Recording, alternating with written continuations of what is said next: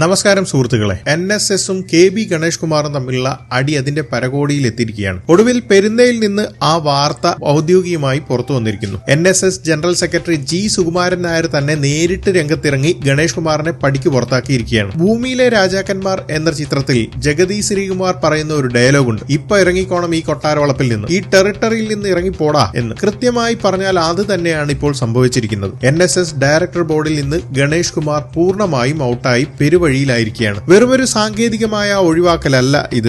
ഗണേഷിന്റെ മുൻകാല വിവാദങ്ങളും ധാർഷ്ട്യവും ചേർത്ത് വെച്ച് സുകുമാരൻ നായർ കൃത്യമായി വീട്ടിയ ഒരു പകയാണോ ഇതെന്ന് സംശയിക്കേണ്ടിയിരിക്കുന്നു. സാധാരണഗതിയിൽ സംഘടനയ്ക്കുള്ളിലെ തർക്കങ്ങൾ അത്ര പെട്ടെന്ന് പരസ്യമാക്കാത്ത സുകുമാരൻ നായർ ഇത്തവണ ഭയങ്കര കലിപ്പിലാണ് രംഗത്തെത്തിയിരിക്കുന്നത്. ഗണേഷ് കുമാറിന്റെ ഡയറക്ടർ ബോർഡ് അംഗത്വം പുതുക്കി നൽകിയില്ല എന്ന് മാത്രമല്ല, മാധ്യമങ്ങൾക്ക് മുന്നിൽ വന്ന് സുകുമാരൻ നായർ ആഞ്ഞടിക്കുകയായിരുന്നു. അദ്ദേഹം പറഞ്ഞ വാക്കുകൾ ഇങ്ങനെയാണ്: നായർ സർവീസ് സൊസൈറ്റിയിൽ NSS ജനറൽ സെക്രട്ടറിയെ തള്ളിപ്പറയാൻ ഇവിടെ ഒരുത്തനും വളർന്നിട്ടില്ല. എങ്ങാനും എവരെങ്കിലും അങ്ങനെ പറഞ്ഞാൽ അവന്റെ അഡ്രസ് പിന്നെ ഈ നാട്ടിൽ കാണില്ല. ഗണേഷ് കുമാർ ഇനി കൂടുതൽ കൈവച്ചിരിക്കേണ്ട എന്നാണ് സുകുമാരൻ നായർ ഇതിലൂടെ വ്യക്തമാക്കുന്നത്. എന്നാൽ NSS നേതൃത്വം പറയുന്നത് കാലാവധി കഴിഞ്ഞതുകൊണ്ട് സ്വാഭാവികമായി ഒഴിവാക്കി എന്നാണ്. എന്നാൽ ഇതിന്റെ പിന്നിൽ വലിയൊരു സാമുദായിക സമവാക്യം തന്നെയുണ്ട്. ഗണേഷ് കുമാർ പ്രതിനിധാനം ചെയ്യുന്ന സ്വന്തം കരയോഗത്തിൽ നിന്ന് പോലും ഇത്തവണ അദ്ദേഹത്തിന്റെ പേര് ഡയറക്ടർ ബോർഡിലേക്ക് റെക്കമെൻഡ് ചെയ്തു വന്നിരുന്നില്ല. താഴെത്തട്ടിൽ നിന്ന് പോലും തള്ളപ്പെട്ട ഒരു നേതാവിനെ സുകുമാരൻ നായർക്ക് ഇനി താങ്ങേണ്ട ആവശ്യമില്ലായിരുന്നു. മാറ്റേണ്ടവരെ കൃത്യമായ സമയത്ത് തന്നെ മാറ്റുമെന്നും ഇതിൽ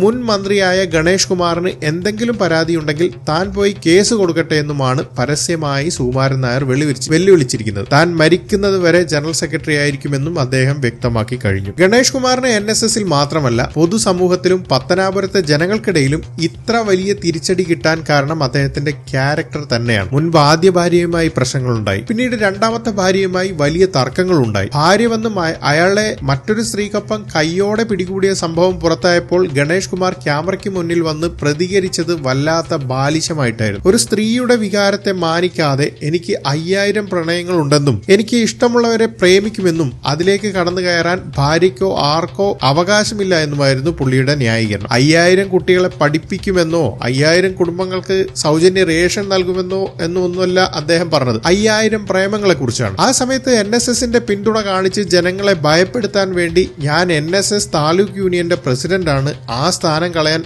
ആർക്കും പറ്റില്ല എന്ന് ആരും ചോദിക്കാതെ ഉണ്ടായ ഒരു അഹങ്കാര പ്രസ്താവനയും ഗണേഷ് നടത്തിയിരുന്നു. എന്നാൽ ഇപ്പോൾ ആ സ്ഥാനവും പോയി, ഡയറക്ടർ ബോർഡ് സ്ഥാനവും പോയി. ധാർഷ്ട്യത്തിന് കാലം കാത്തുവെച്ച മറുപടി തന്നെയാണിത്. പത്തനാപുരം എന്നത് തന്റെ അച്ഛൻ R ബാലകൃഷ്ണ പിള്ളയുടെ കാലം തൊട്ട് സ്വന്തം തറവാട് പോലെ കൊണ്ടു നടന്ന ടെറിട്ടറിയാണ് എന്ന അഹങ്കാരത്തിലായിരുന്നു ഗണേഷ്. താൻ എന്ത് ചെയ്താലും ജനം വോട്ട് ചെയ്യുമെന്ന ധാർഷ്ട്യത്തിന് കഴിഞ്ഞ തിരഞ്ഞെടുപ്പിൽ ജനങ്ങൾ കൃത്യമായി മറുപടി നൽകി. പത്തനാപുരത്തെ കിങ് എന്ന് പറഞ്ഞു നടന്നിരുന്ന ഗണേഷിനെ ജനങ്ങൾ തൂത്തെറിഞ്ഞു. ഇത്തവണ ജനങ്ങൾ സിനിമാ സീരിയൽ അഭിനേതാക്കളെ മുഴുവൻ തോൽപ്പിക്കുന്ന ഒരു ട്രെൻഡാണ് കണ്ടത്. മുകേഷും വീണ ജോർജും ഗണേഷ് കുമാറും എല്ലാം പരാജയപ്പെടുന്നു. ഇതിനൊപ്പമാണ് മുൻ ഗതാഗത മന്ത്രി കൂടിയായ ഗണേഷ് കുമാറിന്റെ ഡ്രൈവിംഗ് ലൈസൻസ് വിവാദം പുറത്തുവരുന്നത്. ദുബായ് ലൈസൻസ് ഉണ്ടെന്നും അത് വെച്ച് ലോകം മുഴുവൻ വണ്ടി ഓടിക്കുമെന്നാണ് പുള്ളിയുടെ പുതിയ വീരവാദം, അവകാശവാദം. എന്നാൽ നമ്മൾ ഇന്ത്യയിൽ ജീവിക്കുമ്പോൾ ഇവിടുത്തെ നിയമപ്രകാരമുള്ള ലൈസൻസ് വേണം. ട്രാൻസ്പോർട്ട് മന്ത്രിയായിരുന്ന ഒരാൾ ഇവിടുത്തെ വാലിഡായ ഇന്ത്യൻ ലൈസൻസ് ഇല്ലാതെയാണ് ഇത്രയും കാലം പൊതുജനങ്ങളുടെ വണ്ടിയും KSRTCയുടെ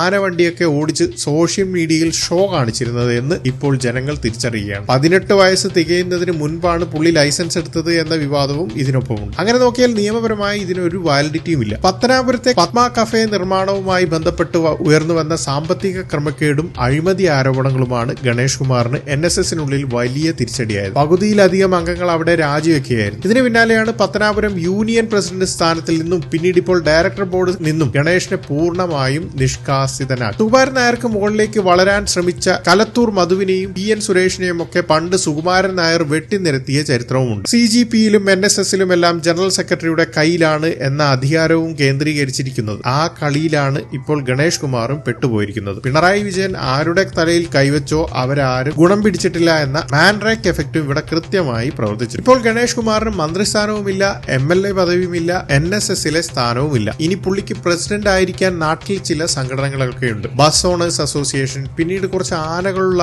എലിഫന്റ് ഓണേഴ്സ് അസോസിയേഷൻ. ഒന്നിനും ഒരു ചുമതലയുമില്ലാതെ രാവിലെ എഴുന്നേൽക്കുക, 5000 എന്നുള്ള പ്രണയസംഖ്യ വേണമെങ്കിൽ ഇനിയും കൂട്ടി മുന്നോട്ട് പോകാം. ഒരു ചെറിയ പാർട്ടിയിൽ ഒതുങ്ങി നിൽക്കുന്ന ഗണേഷ് കുമാറിന് NSS പോലെയുള്ള ഒരു വലിയ സാമുദായിക സംഘടനയുടെ സഹായമില്ലാതെ ഇനി വരുന്ന 5 വർഷം കേരള രാഷ്ട്രീയത്തിൽ ഒരു പ്രസക്തിയും ഉണ്ടാകില്ല എന്നതാണ് യാഥാർത്ഥ്യം. സമുദായവും നാട്ടുകാരും ഒരേപോലെ കൈവിട്ടതോടെ ഈ പടിയിറക്കത്തിന് ശേഷം ഗണേഷ് കുമാർ ഇനി രാഷ്ട്രീയമായി എങ്ങോട്ട് ചേക്കേറുമെന്നാണ് കേരളം ഉറ്റുനോക്കുന്നത്. ഈ വിഷയത്തിൽ നിങ്ങളുടെ കൃത്യമായ അഭിപ്രായങ്ങൾ താഴെ കമന്റ് ബോക്സിൽ രേഖപ്പെടുത്തുക. കൂടുതൽ വാർത്തകളും രാഷ്ട്രീയ വിശകലനങ്ങളുമായി വീണ്ടും നിങ്ങളുടെ മുന്നിലെത്താം. ചാനൽ ഇതുവരെ സബ്സ്ക്രൈബ് ചെയ്യാത്തവർ ദയവ് ചെയ്ത് സബ്സ്ക്രൈബ് ചെയ്യുക. നന്ദി, നമസ്കാരം.